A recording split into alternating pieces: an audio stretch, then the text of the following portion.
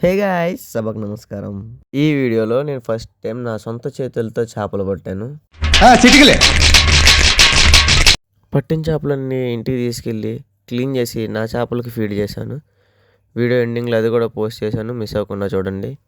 చేపలు పట్టాలంటే ఫస్ట్ గేల ముళ్ళకి ఎరపెట్టాలి. దీన్ని నేను అప్పుడే చూసి నేర్చుకున్నాను. ఫస్ట్ టైం పెడతా ట్రై చేస్తే గుచ్చుకుంది. సెకండ్ టైంకి పర్ఫెక్ట్గా బాగానే పెట్టాము. అది పెట్టిన తర్వాత దాన్ని నీట్గా అడ్జస్ట్ చేసి ఆ నెయిలంతా గోరుతో విరపాలంట. మనకేమో గోరు లేవు. ఫస్ట్ టైం అలా గోరు తిరుపుతుంటేనే అది దిగింది. నీట్గా తెంపేసి గేలం పట్టుకొని దిగాము. ఇంకా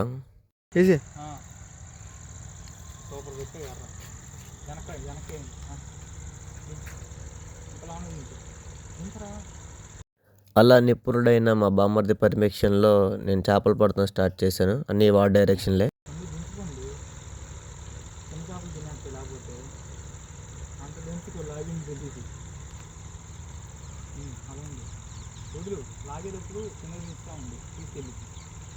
చెప్పా కదా మా ఊడి నిపుణుడని, అన్నీ అలానే చెప్తాడు.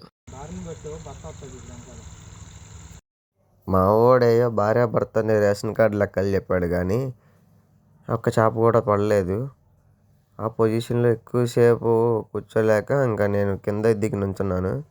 ఇంకా మావాడు కూడా ఇంకో గేలం పట్టుకుని పక్కకి దిగి నాకు చెప్పాడు అనమాట, ఎంతలో దివ్వాలి ఎంత లేదంటే కర్రతో కొట్టి లేపాడు. ఆడు తట్టంగానే ఒక చేప పడింది అనమాట మనకి. ఇంకా నేను ఫస్ట్ టైం ఒక చేప పట్టాను అనమాట. ఇంకా చేపని నోట్లోంచి ముళ్ళు తీయాలంటే తీసే క్రమంలో నేను ఆ చేపని కింద పడేశాను. అది ఆ గడ్డిలో పడిపోయింది. దొరకదు అనుకున్నాను, దొరికింది. పొండు లాగరా, పొండు లాగు. ఈ గేలంతో చేపలు పట్టడంలో మెయిన్ ఫ్యాక్టర్ ఏంటంటే లాగడం.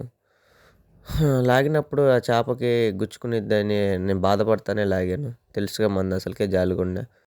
వరుసగా 2 చేపలు పట్టేపాటికి వినండి మా బామ్మర్ది ఏమంటున్నాడు. ఫ్లాష్ మ్యాన్ పెట్టి ఫోటో తీస్తా. చేపలు పడతాం సంగతి పక్కన పెడితే దగ్గర ఆ గేలా ముళ్ళు నాకు 30 సార్లు దిగుండిద్ది. నా ఫింగర్స్ అన్నీ పంచర్ అయిపోయినాయి. కానీ ఫిషింగ్ అనేది ఒక మంచి ఫన్ యాక్టివిటీ అనమాట.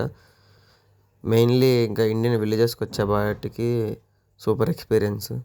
యాక్చువల్గా మేము మా జేజమ్మ చనిపోతే ఊరు వెళ్ళాం అనమాట, మా డాడీ వాళ్ళ నానమ్మ.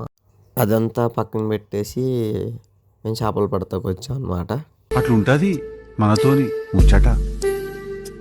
పట్టిన చేపతో మంచిగా నేషనల్ జియోగ్రాఫిక్లో అంకులు ఇచ్చేలాగా పోసేద్దాం అనుకుంటే దాని ముళ్ళేమో చేతికి తగ్గుచ్చేసుకుంటున్నాయి. నేనేమో ఈ గ్యాప్లో ఒక పెద్ద చేప పట్టాను అనమాట. మా వాళ్ళేమో వీడియో తీయలేదు. వీడియో తీయండిరా అనే లోపల నేను ఆ చేప బయటికి తీసి దాని నోట్లో నుంచి ముళ్ళు తెస్తున్నాను.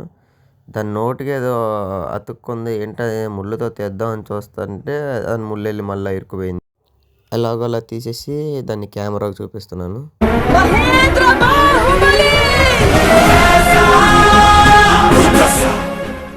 నాకేమో చీప్గా చైనా గొరకలు పడుతున్నాయి, మా వాడికేమో మంచి కొరమేళ్ళు పడుతున్నాయి. ఈసారి అయితే అసలు చేప కనీసం ఎర్ర మొత్తం తిని వదిలేసి ఏదైనా ఎట్లాగైనా ఈరోజు కొరమేను పట్టాలి అనుకున్నాను. కానీ ఈ లోపు లైట్ ఫేడ్ అవుతుంది, అసలు చేపలు పడతాం తగ్గిపోయింది.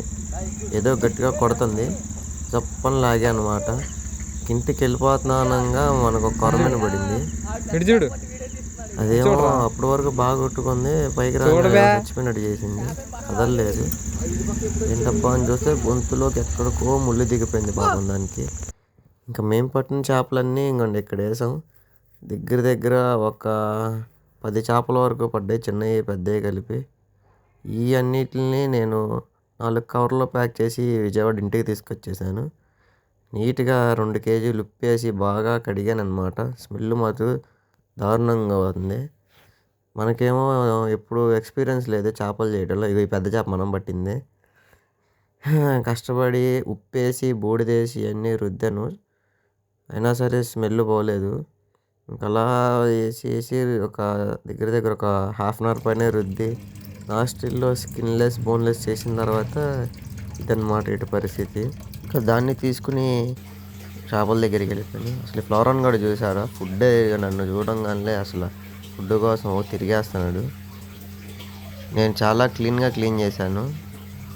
ఎంత క్లీన్ అంటే కనీసం ఆ ఫిషెస్ వాటి స్మెల్లే పోయినాయి.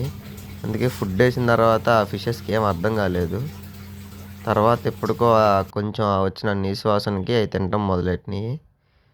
ఆ ఫ్లవర్ ఆన్ గడి పొట్ట ఆల్రెడీ నిండిపోయింది. చాలామందికి ఒక డౌట్ ఉండిద్ది, ఈ చేపల్ని మన చేపలకి ఫీడ్ చేయొచ్చు అంటే 100% ఫీడ్ చేయొచ్చు. ఇంకా మనం వేసే పెల్లెట్ ఫుడ్ కన్నా చికెన్ లివర్ వాటి కన్నా ఇవి చాలా మంచిది. ఎందుకంటే నా దగ్గర ఉన్నవన్నీ ప్రెడేటరీ ఫిష్. వాటి మెయిన్ డైటే ఇంకో ఫిష్ అనమాట. అవి ఇంకో ఫిషెస్ని హంట్ చేసి తిని అంత పెద్దగా అవుతాయి. చూద్దాం మన దగ్గర ఎంత పెద్దగా అవుతాయో. ఈ పికాక్ బ్యాస్లు నేను తీసుకున్నప్పుడు అరౌండ్ ఒక 2 ఇంచెసే ఉండేవి. ఇప్పుడు పర్లేదు బాగానే పెరిగినాయి.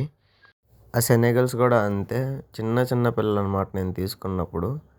ఈడొచ్చి చిన్నోడు, ఇంకొకడు ఉంటాడు ఆడు పెద్దోడు. ఆ పైన కనిపిస్తుంది చూసారా, అదేమో ఆల్బైనో సెనెగలు. దాదాపు ఆ సైజులో తీసుకునేవి రెండింటిని. ఇవి ఇప్పుడు పెరిగి ఎంత అయినాయి. ఎంత ఒకేసారి ఫుడ్ వేసినప్పుడు ఆ చిన్నది ఒక పెద్ద ముక్క తీసుకుని ఒక మూలకి వెళ్ళిపోయింది. ఈ పెద్ద వాటికేమో ఏం దొరకలేదు. ఇవి మోస్ట్లీ రాళ్ళ మధ్యలో ఇరుక్కుపోయిన ఫుడ్ అయ్యేది ఉంటాయి. ఈ ఫ్లోరాన్ గాని చూసారా, ఆడి నోట్లో ఫుడ్ లాక్కుందాం అని చూస్తున్నాడు. మాన్స్టర్ ఫిషెస్ అన్నిటికీ ఎక్కువ హై ప్రోటీన్ కార్నివోరస్ డైట్ ఉండాలి. అప్పుడే ఫిషెస్ యాక్టివ్గా ఉంటాయి. ఇంకా వాటి కలరేషన్ అనేది బాగుండిద్ది.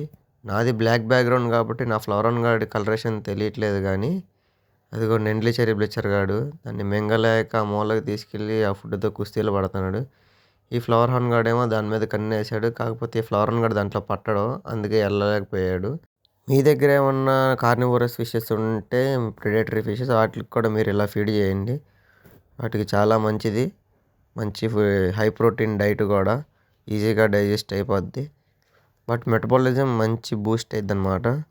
వీటితో పాటు నేను మన బుడ్డి స్నేక్ హెడ్ గడికి కూడా పెట్టాను. ఈ వీడియో కనుక మంచి రెస్పాన్స్ వస్తే ఇమీడియట్గా నా ఆర్పైమా మీద ఫుల్ లెంత్ వీడియో చేస్తాను. ఇంకా మొన్నోడు చూడండి, దాన్ని జప్పని తినేస్తాడు. ఇలాంటి అమేజింగ్ పెట్ కంటెంట్ మిస్ అవ్వకూడదంటే సబ్స్క్రైబ్ చేసుకోండి. Okay bye.